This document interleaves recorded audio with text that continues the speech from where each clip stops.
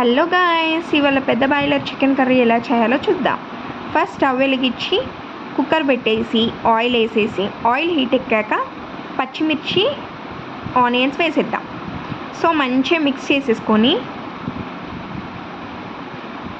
కొంచెం సేపు మగ్గనివ్వాలి. ఓకే, నెక్స్ట్ మంచిగా అల్లం పేస్ట్ వేసుకొని మళ్ళీ ఒకసారి కలిపేసుకొని వెయిట్ చేద్దాం.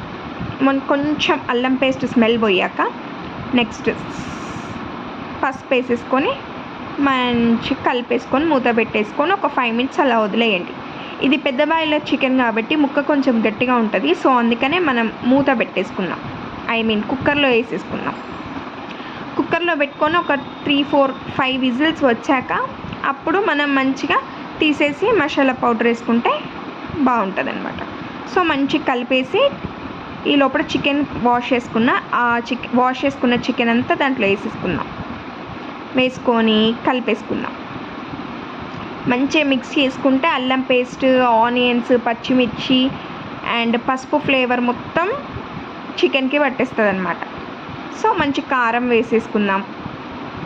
కారం, ఉప్పు వేసేసుకొని కలిపేసి కొంచెం సేపు హై ఫ్లేమ్లో అలా ఉంచేయాలన్నమాట.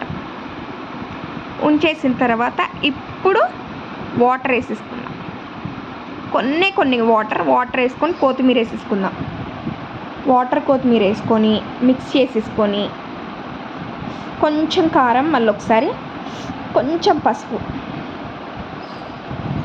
వేసేసుకుందాం. వేసుకొని మంచి కలుపుకొని మూత పెట్టేసుకొని విజిల్కి పెట్టేద్దాం. సో ఒక 3-4 విజిల్స్ వస్తే చాలు.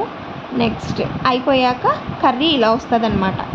ఇప్పుడు మనం ఏం చేయాలంటే మళ్ళీ స్టవ్ వెలిగించేసుకొని మసాలా పౌడర్ 2 స్పూన్స్ వేసేసుకొని మంచి కర్రీ అంతా దగ్గరికి అయ్యే వరకు ఉంచేసేయాలి. సబ్స్క్రైబ్.